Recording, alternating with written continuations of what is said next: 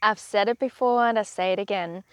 If you are experiencing long-term patterns of disease, of ailments, of self-sabotaging habits and so forth, and you can't shift them, it's because it's not just a physical issue. Let that sink in. So you find that generally anyways, most thing that we experience in this physical plane, that manifests in this physical plane, be that in our physical health in our body, be that how it manifests in our environment, for example, always attracting in the same kind of people or partners, or always attracting in a crappy job, or being undervalued at work, or repeatedly not making it past, or to your income that you set yourself to a month, or all those, limiting patterns in any way. Again, remember, everything is an extension of our state and of our well-being. It is because it's not a physical issue. It's not, it's not just a mindset issue, as in your thoughts right now of practicing positive thinking. It has to do with the energetics behind it, and an energetic pattern that has already been created behind it. We are being conditioned with every moment we spend alive here in human form in this lifetime. So, which can be good and bad. It simply means that we've had a lot of influences impacting us over our time we've been alive, and that only increases. And the longer we stay unconscious of how it affects us, the more it's going to bring us out of whack and out of alignment. So this really is something I find myself focusing on more and more, and now I'm really starting to officially zone into that in my clinical practice with Ayurveda, integrative nutrition, holistic health, and so forth, in my group immersions and my private clients. I find for years now, what I've always found myself get down to, we might start with clients to work on their gut health or work on physical ailments or whatever it is. And what it always leads us down to is the emotions behind that, or rather beneath that.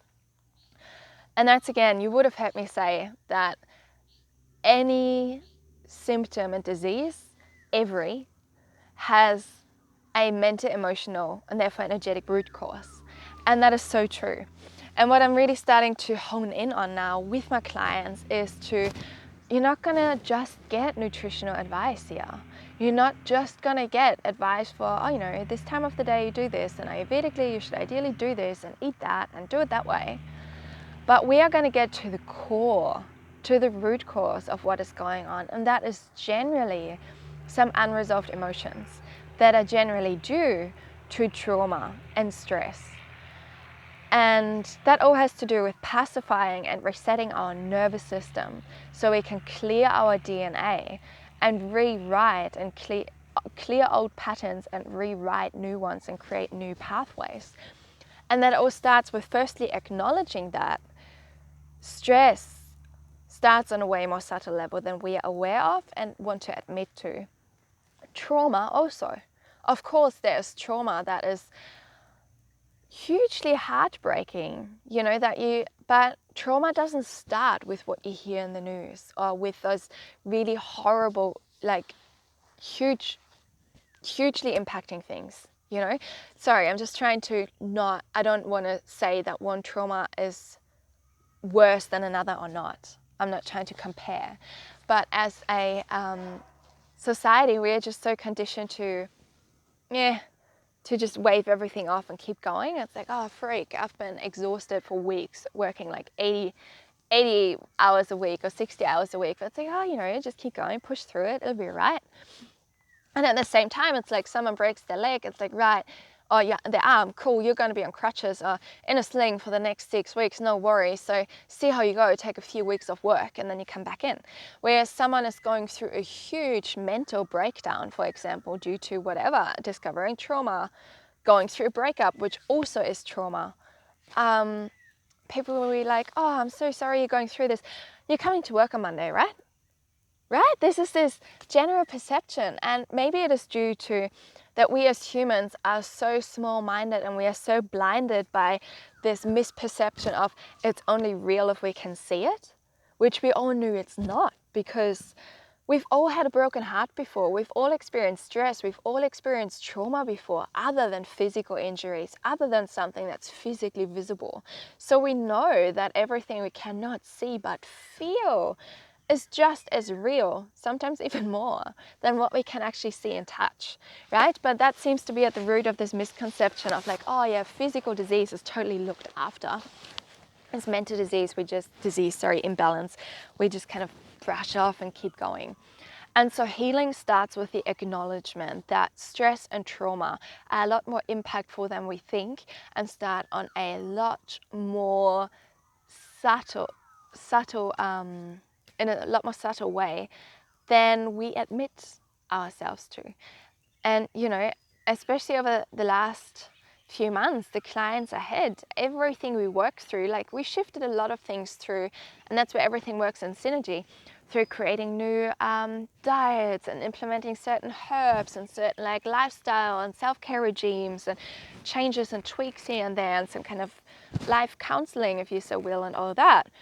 But the real profound sessions and the real profound breakthroughs for every single person has been getting onto the root of what emotion is loading those habits that they keep repeating or keep not be able to break out of. Like, what is the emotional and energetic load behind the things that we do that sabotage ourselves, are the patterns we fall into consciously or unconsciously that sabotage our own evolution and growth and empowerment. It is the energetic and emotional load and charge behind that. And if we can dismantle that charge and transmute that charge into love and light, and maybe that sounds a little bit woo-woo to you, but you know, feel it to heal it. If we can address and firstly pinpoint and then feel those underlying emotions, those traumas from sometimes innocent things from our childhood, from sometimes tiny, tiny things someone said to us when we were younger, and those people won't even remember it, and they didn't even mean to say that with an ill intention. But it made us feel a certain way, it affected us a certain way. Only when we acknowledge that kind of stuff and allow us to feel it, we can heal it and we can empower ourselves.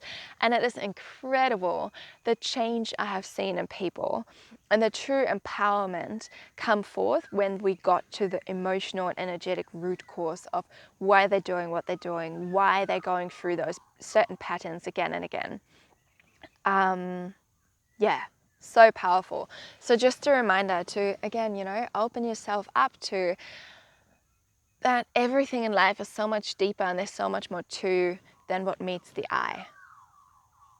And that includes the root, you know, especially the root causes of anything that's making us keep ourselves cut short and small. So yeah, that's that. If you ever feel like getting some more guidance or support and working closer with me to really get to the root cause of what is going on for you and resolving any unlimiting pattern in whatever way they might be showing up, this is what Ayurveda is to me, how I like to use Ayurveda to get to the emotional, the energetic charge and root cause behind certain things. And you feel like this is the approach you actually, yeah, it's the right time to take that for you, then do get in touch, reach out, and we have a chat from there. But just a reminder, look deeper than what's meeting your eye. Be gentle on yourself, slow down, be present so you can really feel inside, and simply start to acknowledge what is there.